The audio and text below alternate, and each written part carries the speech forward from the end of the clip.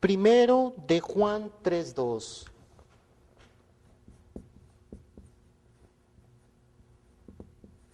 Primero de Juan 3:2.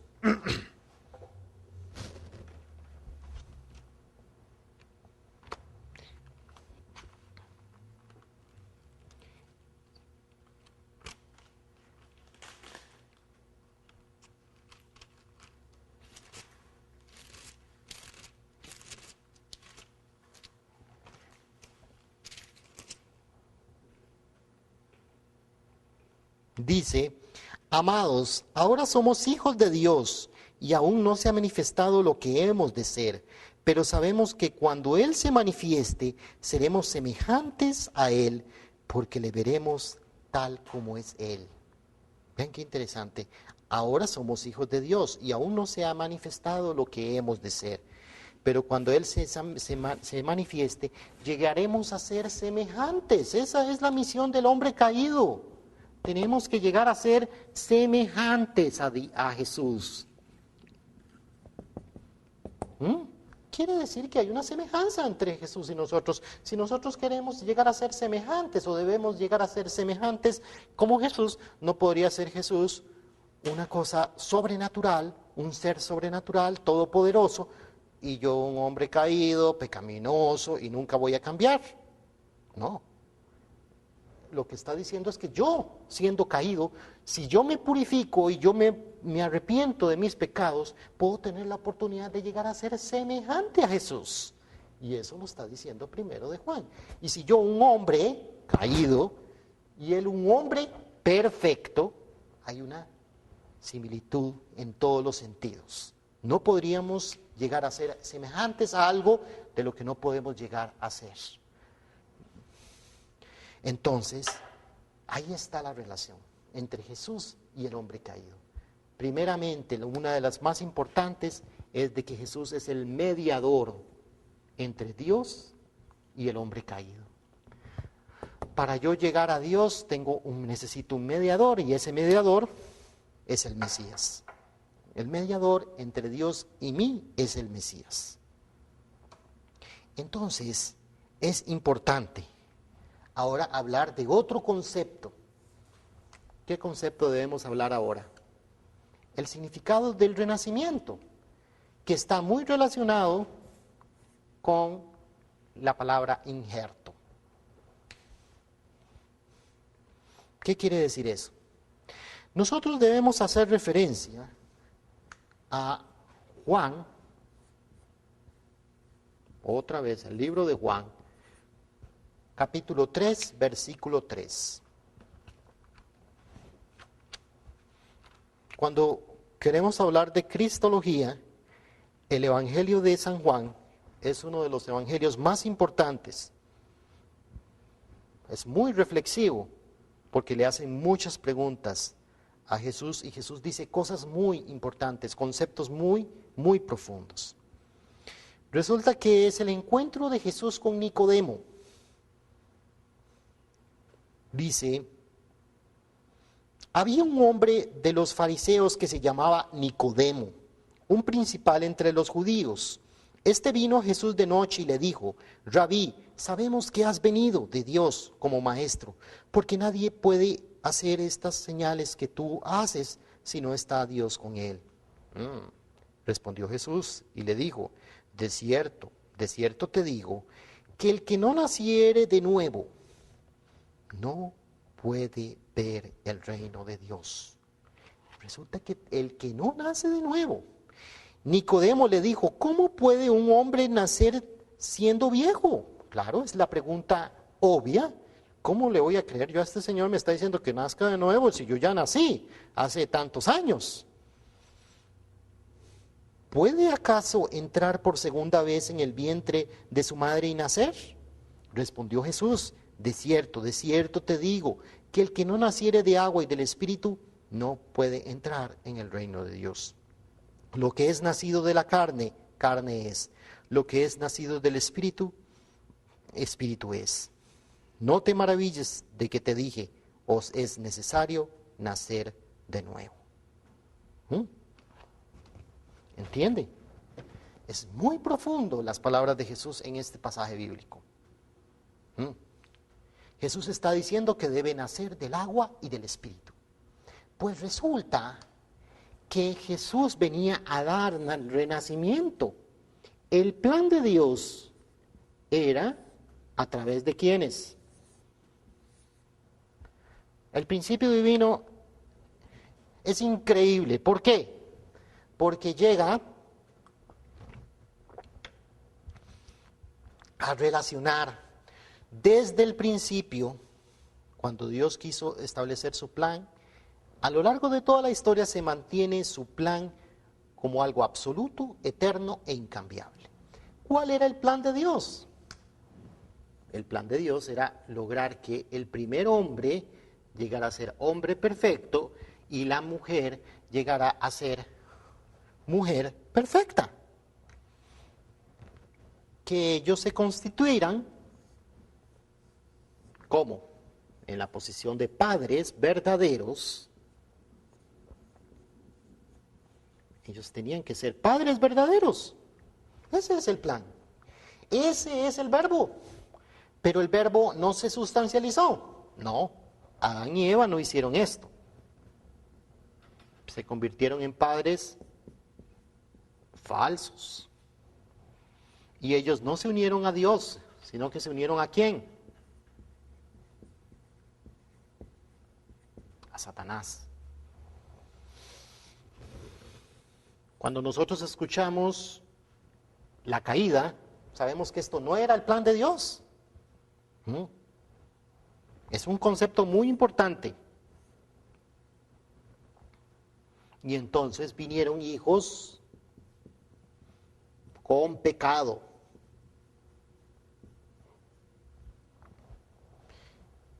Hijos con pecado es algo tan profundo, porque ni siquiera tenemos la capacidad de sentir el pecado. Deberíamos de sentir asco de lo que vemos en la sociedad a veces. Debemos los conflictos de valores que existen en la sociedad, que hacer una cosa es buena o hacer una cosa es mala. El conflicto entre lo bueno y lo malo, lo que para usted es bueno, para mí es malo, lo que para mí es bueno, para usted es malo. El pecado es algo tan profundo que se puede ver donde dice Apocalipsis en el capítulo 3. Tienes nombre como de quien vives, pero estás muerto. O sea, ese pasaje bíblico es tan impactante. Sentir el pecado y que estamos muertos. Entonces Jesús podía decirle a Nicodemo, necesitas renacer, porque tú vienes de esta descendencia. Aquí está Nicodemo, aquí está Abraham, aquí están todos los santos de la historia. Pero necesitamos renacer porque estamos muertos. ¿Y qué? Necesitamos renacer. Necesita renacer. Nicodemo, insisto, Nicodemo necesita renacer, Abraham necesita renacer, toda la humanidad necesita renacer. Renacer bajo el mismo principio. ¿Cuál es el mismo principio? El principio original, a través de padres.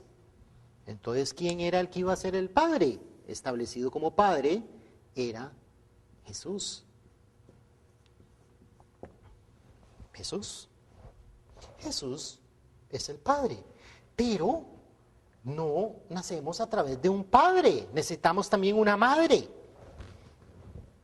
Entonces, ¿qué pasó?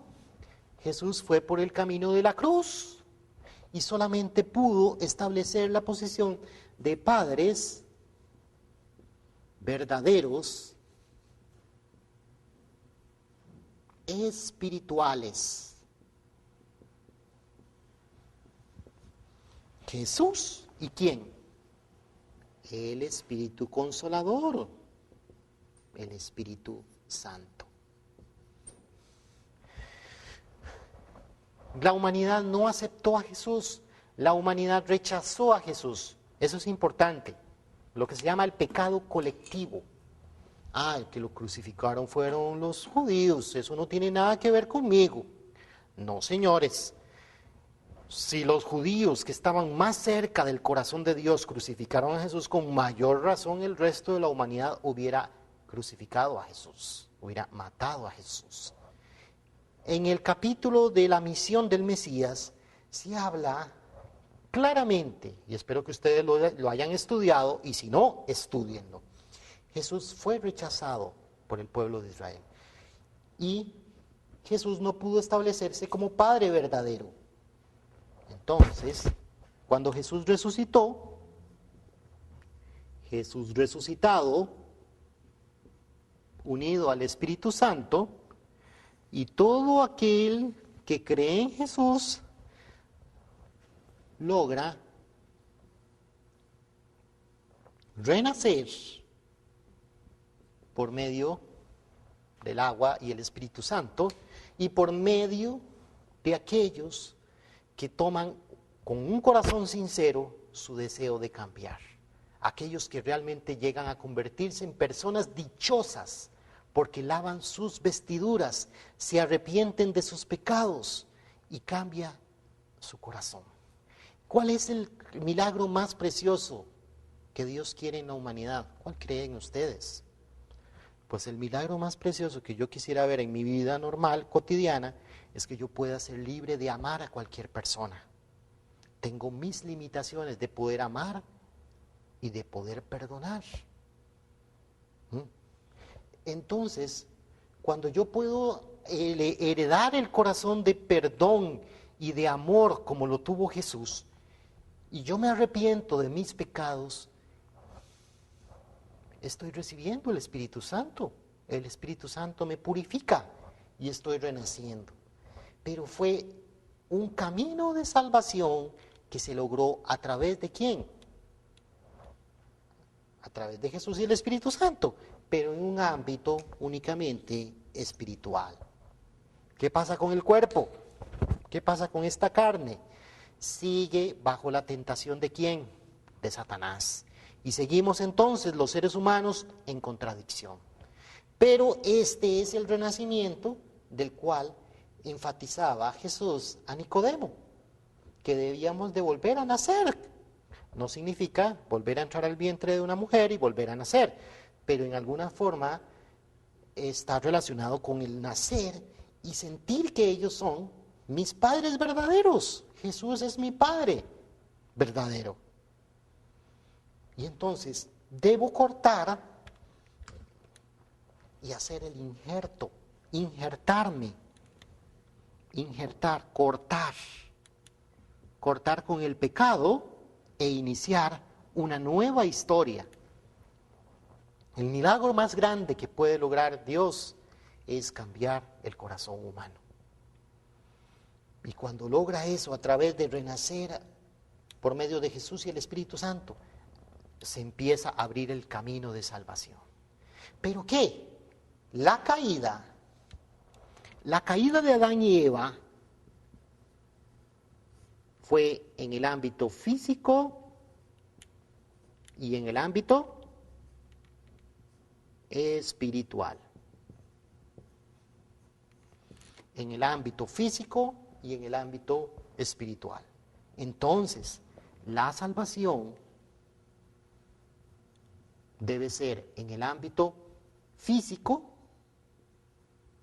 y en el ámbito espiritual.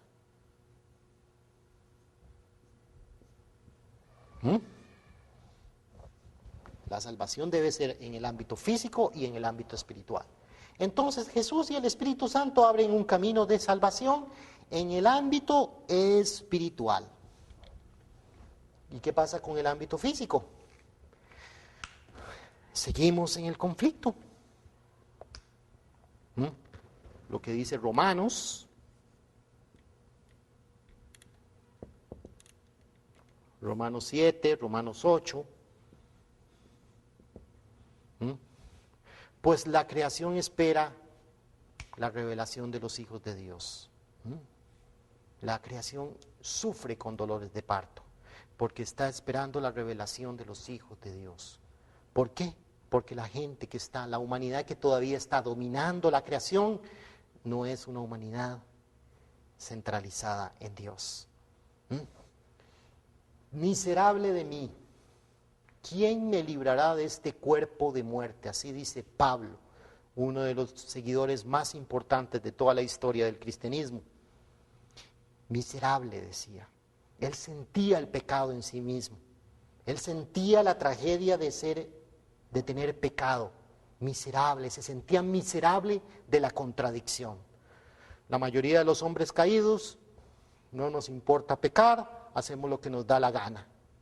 Pero la gente que está tratando de renacer siente esa miseria, siente ese deseo de ser mejor, de cambiar. Pero resulta que entonces el ámbito de salvación que se logra con Jesús es un ámbito en el ámbito espiritual. Y Dios quería cumplir su plan a través de un hombre y una mujer. Esto constituyó ¿qué? Esto constituyó lo que dice el principio divino como la Trinidad satánica.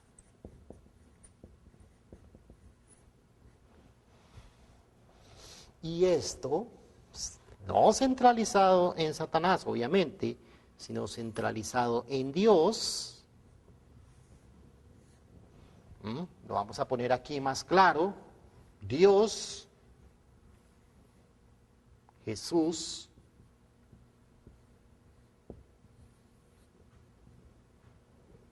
y el Espíritu Santo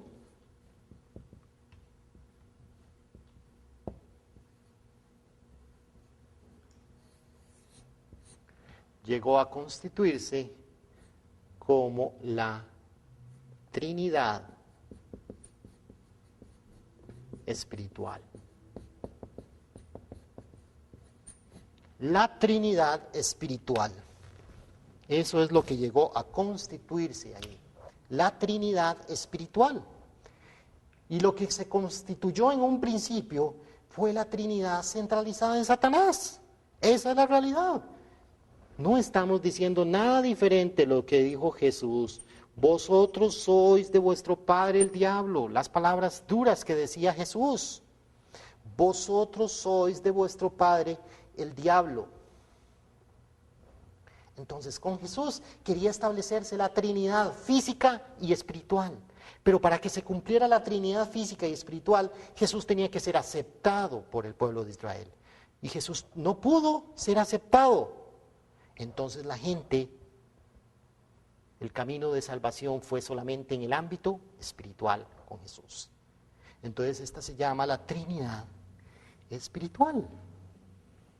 Muchos de los conceptos que se hablan de que Dios es un Dios trino, que Dios se manifiesta en Jesús, que Dios se manifiesta en el Espíritu Santo, en alguna forma es cierto, porque el Espíritu de Dios habita en Jesús y la parte femenina de Dios se manifiesta a través del Espíritu Santo.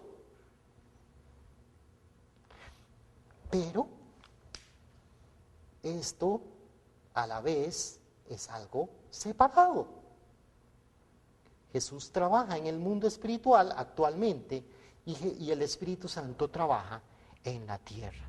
Por eso la gente busca la ayuda del Espíritu Santo. Le pide ayuda al Espíritu Santo para poder tener una relación con Dios. Y el Espíritu Santo es el Espíritu Consolador.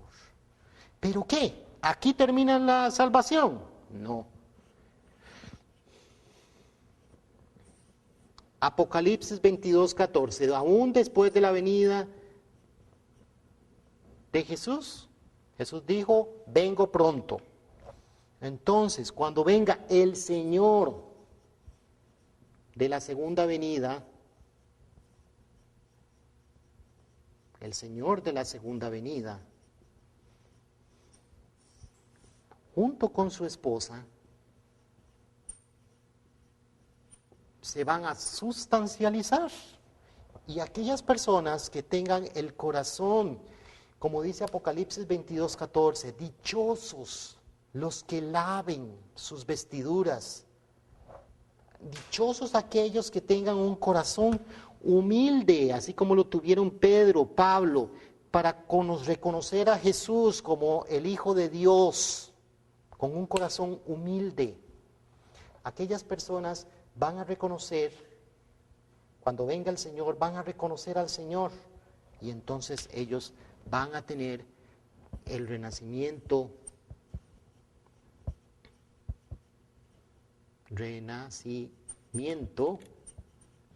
físico y espiritual. Renacimiento físico y espiritual. Y esta será llamada la Trinidad original. La Trinidad que Dios originalmente desde un principio, Alfa y Omega. El Verbo se va a sustancializar. El plan de salvación se va a lograr completamente cuando venga el Señor de la segunda venida junto con su esposa. Y esa va a ser la Trinidad original. Por eso el concepto de la Santísima Trinidad y el Espíritu Santo es muy importante de entenderlo. Y lo podemos nosotros entender a través de este estudio de la Cristología. Es uno de los conceptos más importantes para que nosotros podamos darle el valor tan precioso que tiene el principio divino para nuestras vidas. Muchas gracias.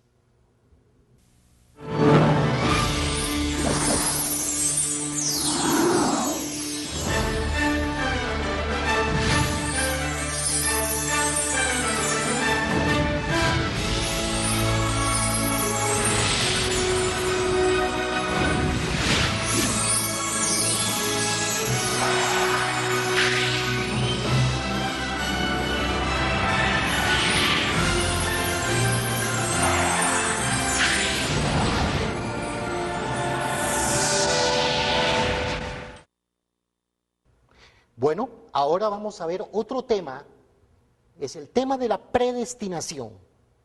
Hace un momento acabábamos de hablar de que Dios tenía un plan a través del primer hombre y la primera mujer, establecer una Trinidad original, pero esa Trinidad no se cumplió y ese representaba la sustancialización del plan de Dios. Eso no se cumplió y se va a cumplir hasta cuando venga el Señor de la segunda venida.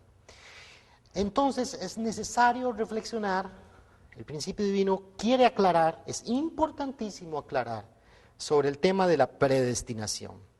Y respecto a la predestinación deberíamos de hacer referencia a Romanos, el libro de Romanos, donde dice en Romanos 8:29,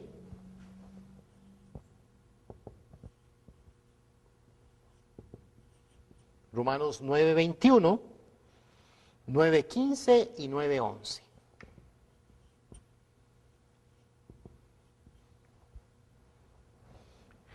Y estos pasajes hablan de la predestinación.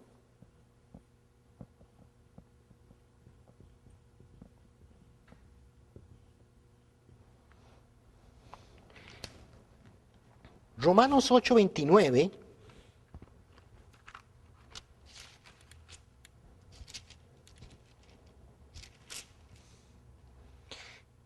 porque a los que antes conoció, también los predestinó, para que fuesen hechos conforme a la imagen de su Hijo, para que Él sea el primogénito entre muchos hermanos. Y a los que predestinó, a estos también llamó. Y a los que llamó, a estos también justificó. Y a los que justificó, a estos también glorificó. Estamos hablando de Romanos 8:29 al 30. Romanos 9:21 dice: ¿o no tiene potestad el alfarero sobre el barro para hacer de la misma masa un vaso para honra y otro para deshonra? Este pasaje hace suponer que si usted fue pues una persona mala, fue predestinada a ser mala. Y si usted es una persona buena, es que usted fue predestinada a ser buena. Y entonces esto, relacionándolo con el pasaje bíblico anterior, nos hace suponer de que Dios a lo largo de toda la historia está predestinando solamente a algunas personas y a esas las va a justificar y las va a glorificar. Aquellas que no escojan, no. Romanos 9:15, pues a Moisés dice, tendré misericordia del que yo tenga misericordia y me compadeceré del que yo me compadezca. O sea que que Dios es un Dios misericordioso y que va a ser misericordioso con algunos y se va a compadecer del que quiera compadecerse. 9:11, Romanos 9:11, dice, pues no habían aún nacido, ni habían hecho aún ni bien ni mal, para que el propósito de Dios conforme a la elección permaneciese, no por las obras, sino por el que llama. Estos pasajes bíblicos, pues hacen así como decir, vámonos todos para la casa. No tenemos nada que hacer porque ya todo está predestinado. Yo ya estoy predestinado a ser una buena persona o una mala, independientemente de lo que yo haga. Esto es incorrecto. ¿Por qué, estimado televidente? Porque nosotros vamos a hacer referencia a otros pasajes que contradicen lo que estamos mencionando o lo que estamos queriendo suponer. Génesis 2:17. Podríamos mencionar Génesis 6:6.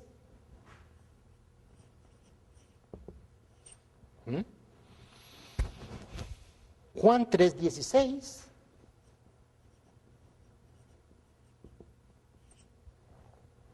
Mateo 7:7. Y Santiago 5:14.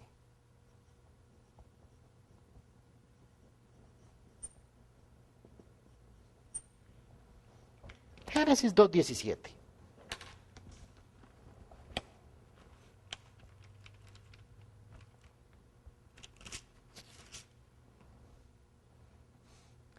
Génesis 2:17 dice, mas del árbol de la ciencia del bien y del mal no comerás, porque el día que de él comieres ciertamente morirás.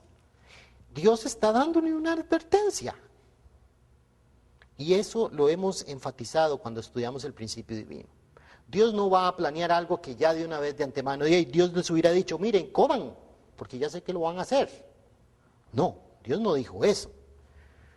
Dios es un Dios que tiene un raciocinio como el que usted tiene, una mente como la que usted tiene, piensa como usted tiene un pensamiento. Entonces, Dios es un Dios de lógica.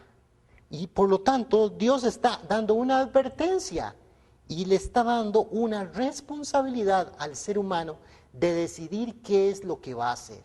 Si decide hacer el bien o decide hacer el mal. Génesis 6:6. Bueno, si suponemos que Dios todo lo hace, que todo lo que se predestina, todo lo que sucede, todo acontecimiento que se da de la predestinación de Dios, dice en Génesis 6:6, y se arrepintió Jehová de haber hecho hombre en la tierra, y le dolió en su corazón. Este pasaje es impactante. Dios arrepintiéndose de la situación humana, y le dolió en su corazón. O sea, ¿Dios va a predestinar cosas que le van a causar daño a él mismo? No, señores. Aquí es, por esta razón, vemos que ya hay pasajes bíblicos que están negando la predestinación absoluta. ¿Qué pasa con nuestras oraciones? ¿Qué pasa con nuestras condiciones de fe? ¿Qué pasa con nuestro esfuerzo de buscar a Dios? Leamos Juan 3:16, el pasaje bíblico favorito del cristianismo. Juan 3:16. ¿De qué depende la salvación? Porque de tal manera amó Dios al mundo, que ha dado a su Hijo unigénito, para que todo aquel que en Él cree, todo aquel que en Él crea, no se pierda, mas tenga vida eterna. Esto nos hace realmente reflexionar de que la salvación depende de cada uno. ¿Qué pasa con nuestras oraciones, con nuestro pedido insistente a Dios? Mateo 7:7 hace referencia a eso. Mateo capítulo 7, versículo 7 dice, pedid y se os dará, buscad y hallaréis, llamad y se os abrirá. Ahí nos está diciendo, mire, no pidan nada porque de todas maneras no se les va a dar. Dios decide con quién se le da y a quién no. O busquen si quieren y si no quieren no busquen. No. Aquí se está diciendo que es el inicio para una oración. La regla de oro, pida y se le va a dar, busque y va a hallar, llame y se os abrirá. Santiago 5:14. Santiago 5:14 dice, ¿está alguno enfermo entre vosotros? Llame a los ancianos de la iglesia y oren por él, ungiéndole con aceite en el nombre del Señor. Si alguna persona está enferma, oren por ella. Oren por esa persona para que se... Entonces las oraciones tienen un valor. Se hace referencia a la oración, a la importancia de la oración. Se hace referencia a pedir ayuda a Dios. Se hace referencia a la fe. Todo aquel que crea no morirá. Quiere decir que la predestinación no es absoluta. La predestinación no es absoluta. ¿En cuál quiere usted creer, estimado televidente? ¿Cuál de las dos? ¿Le dejamos todo a Dios? ¿O será que Dios quiere que nosotros pongamos de nuestra parte? Pues nosotros ya lo hemos estudiado montones de veces en el principio divino. El principio divino habla de la predestinación. Una es la predestinación. La predestinación de la voluntad de Dios.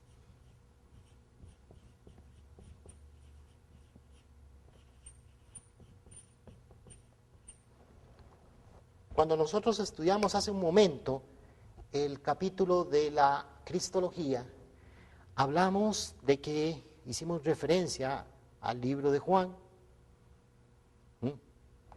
y dice el alfa y el omega. La voluntad de Dios se va a cumplir cuando venga el Señor de la segunda venida. ¿Pero Dios tenía planeado eso? No. Dios tiene planeado desde el principio que se cumpla su voluntad. Ese es el deseo de Dios. La voluntad de Dios es absoluta, eterna e incambiable. La voluntad de Dios es absoluta, eterna e incambiable.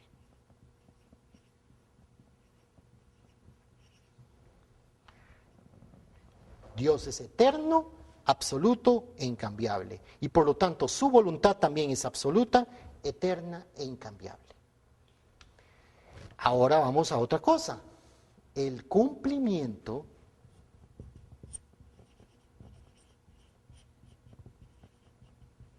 de la voluntad de Dios. El cumplimiento de la voluntad de Dios depende de qué.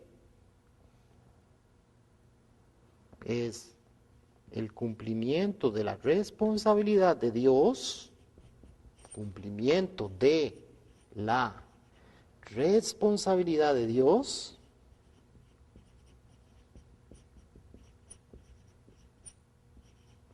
que corresponde a un 95% más el cumplimiento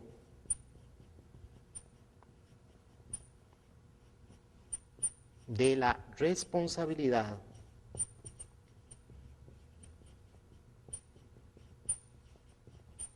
humana,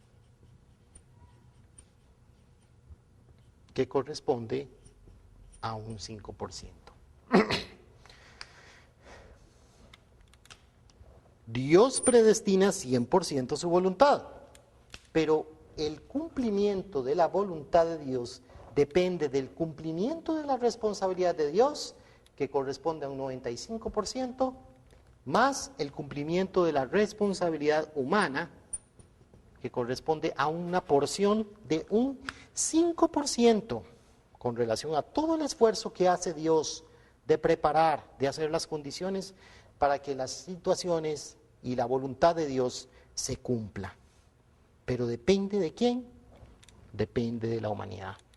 Eso es importantísimo. ¿Qué vamos a hacer ahora referencia? Resulta que Dios predestinó a Adán y Eva. Y Adán y Eva no cumplieron su voluntad. Usted podría decir, bueno, eso pasó con Adán y Eva, pero resulta que ha pasado con muchas personas en la historia. Nosotros podemos hacer referencia a 1 de Samuel, en el capítulo 15, versículo 11. 1 de Samuel 15, 11.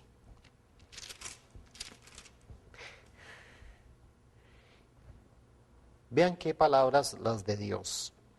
Me pesa haber puesto por rey a Saúl, porque se ha vuelto en pos de mí y no ha cumplido mis palabras. Y se apesadumbró Samuel y clamó a Jehová toda la noche. El profeta Samuel estaba llorando con Dios de la pena que sufría Dios, porque él ungió rey a Saúl y Saúl era injusto. Saúl se había vuelto en pos contra Dios. Entonces, Dios había puesto a Saúl rey, y no con la finalidad de después de arrepentirse o de que le pesara. No. Dependía de la responsabilidad de Saúl de llegar a ser un rey justo o de no llegar a serlo. Puedo enfatizar también el pasaje que ahora hace un momento leí de Génesis 6:6. Se arrepintió Dios de haber hecho hombre en la tierra y le dolió en su corazón. ¿Cómo Dios va a crear a la humanidad para después arrepentirse de haberla creado? Depende del cumplimiento de la responsabilidad humana, depende si la humanidad está haciendo la voluntad de Dios o no la está haciendo. Entonces Dios dio, aquí lo que podemos decir es que Dios sacrificó parte de su omnipotencia y se la dio al hombre. Es una porción de responsabilidad en la que ni siquiera el hombre puede intervenir. Esto es trágico. No es trágico, es serio. Se convirtió en algo trágico, ¿por qué? Porque la humanidad no ha cumplido su responsabilidad. Pero esto era parte del deseo de Dios, de que el ser humano fuera partícipe de la creación de su plan, de la concreción de su ideal, de la sustancialización de su deseo. Cuando estudiamos la misión del Mesías, hay una persona que fue predestinada. Todos los discípulos fueron predestinados para hacer la voluntad de Dios. El hecho de que Satanás entrara en Judas, es una situación completamente ajena a la voluntad de Dios. Dependía 100% de la responsabilidad de Judas de hacer la voluntad de Satanás o de no hacerla. Entonces, aquí es importante el concepto de predestinación. Es un concepto muy simple, pero es muy profundo, porque nosotros estamos muy arraigados a que todo lo hace Dios. Hay una injusticia y vamos a buscar a esa persona que sufrió esa injusticia y le decimos, ánimo, tenga ánimo y tenga fe en Dios. Entonces, como que le vamos a dar un garrotazo en la cabeza al pobre señor, a la pobre persona que está pasando por una situación muy dura, un sufrimiento muy duro. de una injusticia, que tal vez un familiar de ellos fue asaltado, fue asesinado, y le llegamos y le decimos tras de eso, vea, tenga fe, esa es la voluntad de Dios. No, Señor, es la responsabilidad de esa persona que está deseando hacer algo malo y de asaltar a esa persona y de matarla. Lo que pasa en Costa Rica es propio del cumplimiento o no de la responsabilidad de cada persona de hacer que esta sociedad sea mejor o esta sociedad sea mala. ¿Qué pasa con Moisés? Nosotros podemos hacer referencia a Éxodo 3. En el libro de Éxodo 3:10,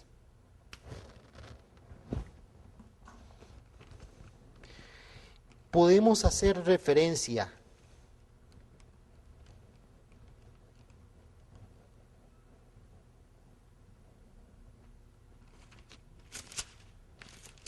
dice, ven por tanto ahora y te enviaré al faraón para que saques de Egipto a mi pueblo, los hijos de Israel. O sea, la predestinación de Moisés era de sacar al pueblo de Egipto. ¿Eso fue lo que sucedió? No, más adelante el pueblo de Israel ve que Moisés mata a un egipcio y ellos van y acusan ante los egipcios sobre lo que hizo Moisés. Y Moisés tuvo que huir al desierto y luego tuvo que volver. Eso era la predestinación. Dios insiste con Moisés. Nosotros podemos hacer referencia a Números 20, 7, 12. Números 20, 7, 12. En el libro de Números,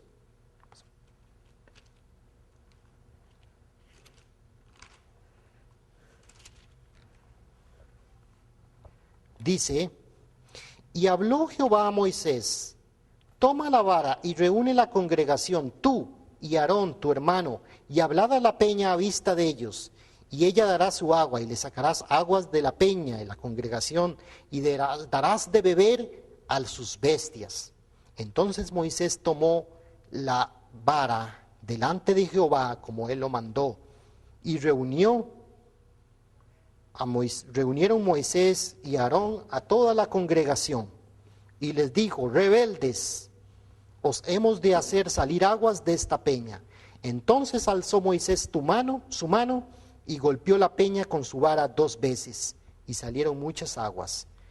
Y Jehová dijo a Moisés y a Aarón, por cuanto no creísteis en mí para santificarme delante de los hijos de Israel, por tanto no meteréis a esta congregación en la tierra que les he dado. ¿Qué pasó ahí? Moisés había sido predestinado de llevar al pueblo de Israel a Canaán. Sin embargo, por un error que comete o un enojo, que es uno de los misterios más interesantes que aclara más adelante en uno de los capítulos que se llama La providencia de la restauración centralizado en Moisés, se explica claramente qué hay detrás de esta historia en el punto de que Dios se enojó en sobremanera porque Moisés golpeó la piedra, la roca 2 veces. Entonces eso le significó a Moisés de que él no pudiera entrar a Canaán junto con el pueblo, a pesar de que había sido predestinado. Dependía de la responsabilidad de Moisés de que se hiciera realidad el cumplimiento de la voluntad de Dios. Y de esa forma, Dios tenía incluso otro plan de hacerlo a través de ¿quiénes? De Josué y Caleb, para que este pueblo lograra entrar. En aquellos que fueran victoriosos en la fe, eran los que finalmente iban a entrar a Canaán. Entonces podemos hacer referencia a Números 20, capítulo 20, versículo 24. Números 20, 24. Dice, Aarón será reunido a su pueblo, pues no entrará en la tierra. Y yo di a los hijos de Israel, por cuanto fuisteis rebeldes, a mi mandamiento en las aguas de la rencilla. Entonces ahí le está diciendo que ni Aarón y también ni Moisés iban a entrar al pueblo de Israel. ¿Eso era la voluntad de Dios? No, la voluntad de Dios era que Moisés entrara en el pueblo de Israel. La voluntad de Dios era que Saúl fuera un rey justo. La voluntad de Dios era que Adán y Eva cumplieran el mandamiento de Dios. Ese era el plan. Pero el cumplimiento de la voluntad de Dios dependía exclusivamente de la responsabilidad de Adán y de Eva. Entonces, la predestinación de la voluntad de Dios es una cosa, pero el cumplimiento depende de la responsabilidad del hombre. Entonces, estos pasajes debemos explicarlos.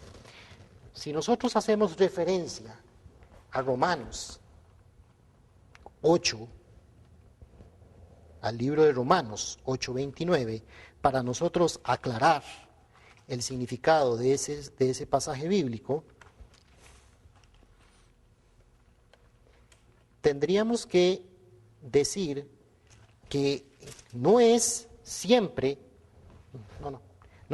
la persona que cumple o que fue llamada o que fue predestinada o los que fue conocido, nosotros podemos hacer referencia a los que de antemano conoció, a estos los llamó o los predestinó. Pues Dios ha predestinado y ha conocido a tantas personas, pero que han fallado también en el cumplimiento de la voluntad de Dios. Y que a estos que predestinó, dice, los llamó. Entonces los llamó para que cumplieran una voluntad, un plan. Pero dice, y a estos también los justificó y los glorificó. A estos los justificó y también los glorificó. Pero vemos que no todas las personas en la historia de la providencia de Dios han sido justificadas o glorificadas. Pudieron haber sido conocidas. Moisés fue conocido y fue predestinado y fue llamado, pero no fue justificado y glorificado porque al final no pudo entrar a la tierra de Canaán. Saúl fue conocido, predestinado, llamado, pero al final no fue justificado y glorificado. Entonces, el hecho de que una persona sea llamada y predestinada no puede necesariamente ser justificada si no cumple su responsabilidad. Si esta persona cumple su responsabilidad, esta persona finalmente va a ser justificada y glorificada. Entonces, fueron justificados y glorificados, claro, aquellas personas que cumplen con su responsabilidad. Dios predestinó la destrucción de Sodoma y Gomorra. ¿De qué dependía la destrucción de Sodoma y Gomorra? De si ellos se arrepentían o no. Pues estaba bíblicamente escrito de que Sodoma fue destruida. Pero, ¿eso era lo que Dios tenía planeado? No. La voluntad de Dios era de que Sodoma se arrepintiera. Pero Sodoma y Gomorra no se arrepintió de sus pecados. De la misma forma, Nínive fue predestinada ¿a qué? A darle Dios una oportunidad de que si se arrepentía, ellos iban a lograr salvarse. Nínive se arrepintió, Nínive no fue destinada a ser destruida. Nínive cumplió su responsabilidad de arrepentirse. De la misma forma, cada persona, cada uno de nosotros, en una forma u otra, somos predestinados a cumplir la voluntad de Dios. Y eso debemos entenderlo muy profundamente. Somos llamados a cumplir una voluntad para el plan de Dios, para el deseo de Dios. Pero seremos justificados y glorificados si cumplimos o no con nuestra responsabilidad. Vamos a aclarar ahora Romanos 9:21. Romanos 9:21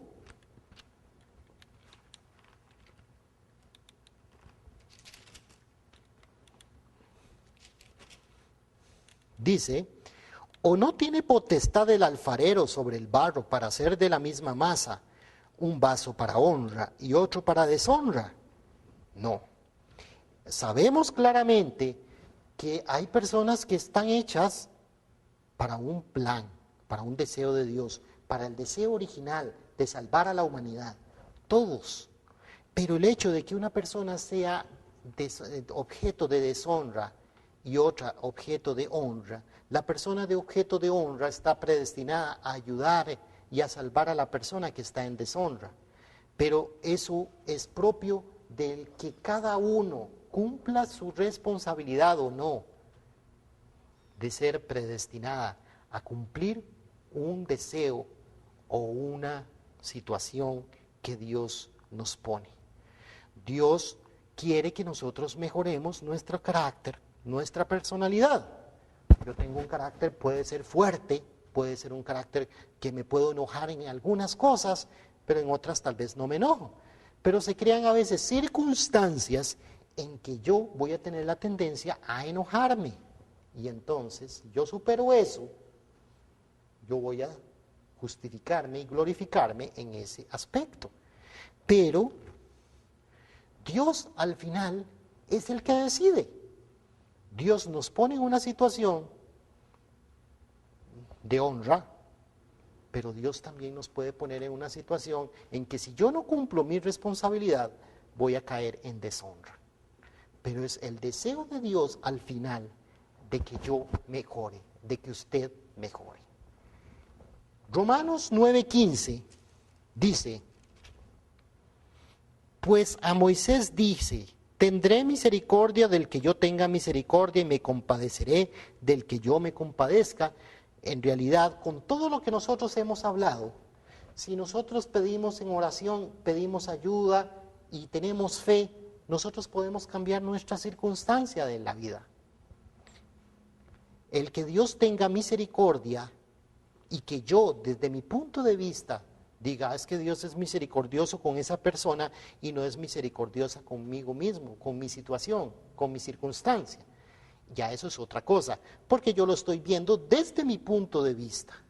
Pero aquí está hablándose en un contexto de que debemos respetar ante todo la decisión de Dios. Y ese es el mensaje más importante que debemos de tomar de Romanos 9, en el capítulo 15. Y Romanos 9:11 dice: pues no habían aún nacido, ni habían aún hecho ni el bien ni el mal, para que el propósito de Dios conforme a la elección permaneciese no por las obras, sino por el que llama. Resulta que un caso muy importante de la historia es la historia de Jacob y Esaú. La historia de Jacob, del nacimiento de Jacob y del nacimiento de Esaú, nos hace decir de que Jacob es el bueno y Esaú es el malo. Pero resulta que es una historia muy importante, porque al final Jacob logró ganar el corazón de Esaú. Esaú se arrepintió y los dos fueron bendecidos.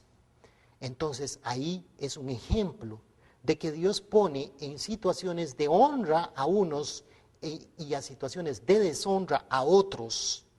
Pero al final Esaú se arrepintió y a través de Jacob, Esaú y Jacob fueron al lado de Dios.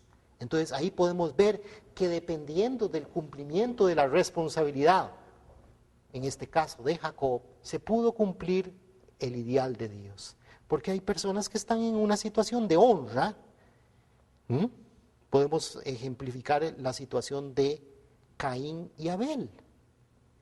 Abel, en ninguna parte de la Biblia se habla de que Abel quiera ganar el corazón de Caín.